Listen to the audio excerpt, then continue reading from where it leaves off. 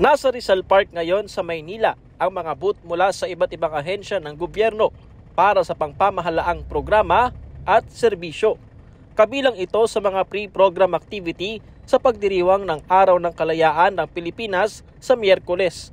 Napakaraming booths ang nandito ngayon sa Luneta Park. 39 na ahensya ng gobyerno nga ang lumahok sa pampamahalaang programa at serbisyo na bahagi ng mga aktibidad sa pagdiriwang ng ika-126 na Araw ng Kalayaan ng Pilipinas ngayong taon.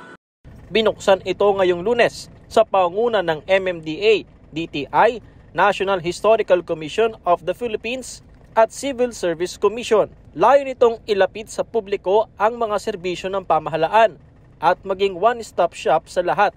Si Nicodemus, kagad nakuha ang renewal ng kanyang lisensya na nakakard pa sa booth ng Land Transportation Office o LTO na isa sa mga ahensyang kalahok. Mabilis, siguro mga more than 30 minutes. Pagpapel, di ba? Lalo na driver, lagi nasa bulsa. So easily na dilapidated na nasisira. So mas maganda ID na, siyempre. 'Di ba? Social. Kasama rin sa programa ang mga NGOs. Ito na ang ika-11 taon na naging bahagi ang pampamahalaang programa at serbisyo sa mga aktibidad ng pagdiriwang ng Araw ng Kalayaan. Layunin po ng programang ito na ilapit sa ating mamamayan ang mandato ng bawat ahensya upang malaman nila kung saang ahensya sila pupunta kapag nangangailangan ng serbisyo.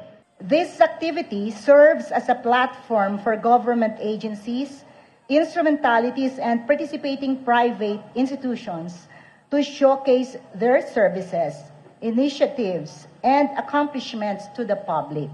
The NHCP believes in the tapang, talino at tibay ng Pilipino. And thanks to our partner government agencies, we have it proudly displayed here. Hanggang bukas, maaaring bisitahin ng publiko ang mga booth sa pampamahalaang programa at serbisyo. May temang kalayaan, kinabukasan, kasaysayan, ang pagdiriwang ng Araw ng Kalayaan ngayong taon, kung saan marami pang aktibidad ang inilinya para rito. Patrick De Jesus para sa Pambansang TV sa Bagong Pilipinas.